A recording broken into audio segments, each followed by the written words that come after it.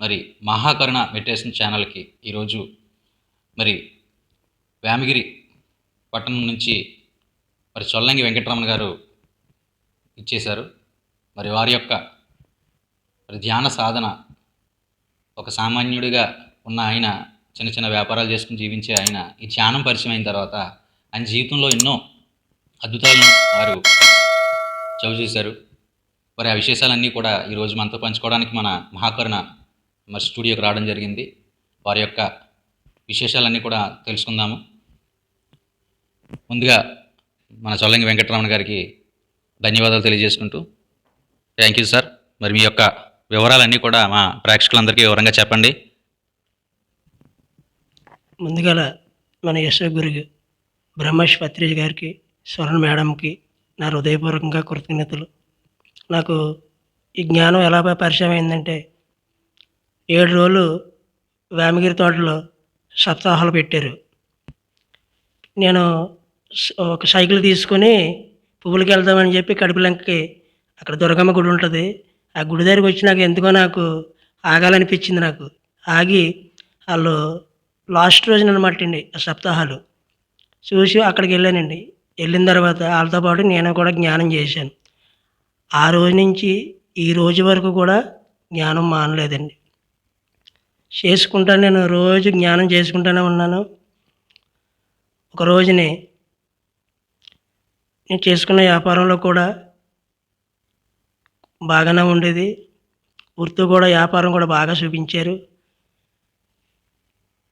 ఒక రోజున ఏమైందంటే క్లాసులు ధవళేశ్వరం ఇస్కాన్ టెంపుల్కి అక్కడ క్లాస్ జరుగుతుందంటే వెళ్ళాను. ఒక 2 రోజులు 2 రోజులు 3 రోజులు జరిగిందండి. అక్కడ వెళ్ళిన తర్వాత ఒక గంట సేపు అరగంట సేపు జ్ఞానం చేయించారు.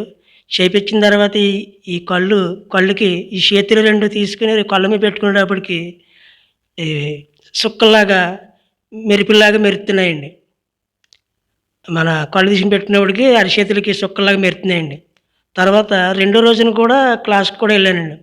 వెళ్ళిన తర్వాత శీతకాక చిలకలు రెక్కలతోటి ఎగురుతాని నా కళ్ళ ముందు ఇలాగలాగా ఎగురుతున్నాయండి. రెక్కలు ఊపుతున్నాయి. రెక్కలు ఊపుతుంటే ఏంటి ఇలా ఊపుతున్నాయని రెక్కలతోటి నా కళ్ళ ముందు ఆడుతున్నాయి. ఏంటి ఇలాగ ఆడుతున్నాయి అనుకున్నాను. తర్వాత ఇంటికి ఆ క్లాస్ అయిన తర్వాత ఇంటికి వచ్చానండి. ఇంటికి వచ్చిన తర్వాత నైటు బిల్డింగ్ పైన ఒక రోజున వెళ్ళానండి. వెళ్ళిన తర్వాత గోడకి జారబడి జ్ఞానం చేసుకుంటున్నాను.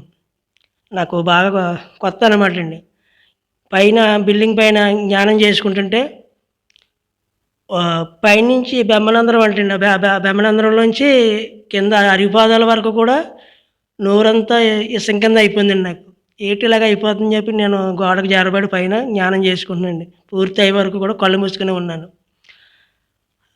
ఆ రోజున 2వ రోజున కూడా పైన జ్ఞానం చేసుకుంటుంటే ఆ పైనుంచి ఒక తెల్లగానే ఒక దారిలాగా బెమ్మనందరం నుంచి లోపలికి వెళ్ళిందండి.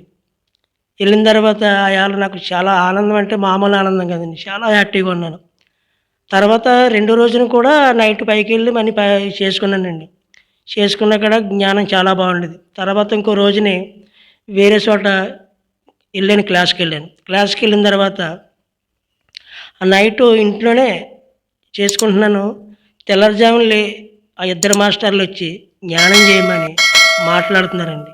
ఎవరు మాట్లాడుతున్నారు, నన్ను లేపుతున్నారని చూస్తే ఈ ఆత్మతోటి నేనే మాట్లాడినట్టు అనిపించిందండి. లేపు, టైం అయింది కదా, లేవు, 4 అయింది కదా, లేచి జ్ఞానం చేయన్నారండి. ఆ రోజు నుంచి రోజు చేసుకునే కొద్దీ నాలో ఉన్న స్టెప్స్ అంతా కొంచెం ఓపెన్ అవుతున్నాయండి. చాలా ఆనందంగా ఉండేదండి. వ్యాపారం కూడా చూపించారండి. మెల్లమెల్లగా ఈ క్లాసులకు వెళ్తుంటే ర్యాలీలకు వెళ్ళేవాడిని.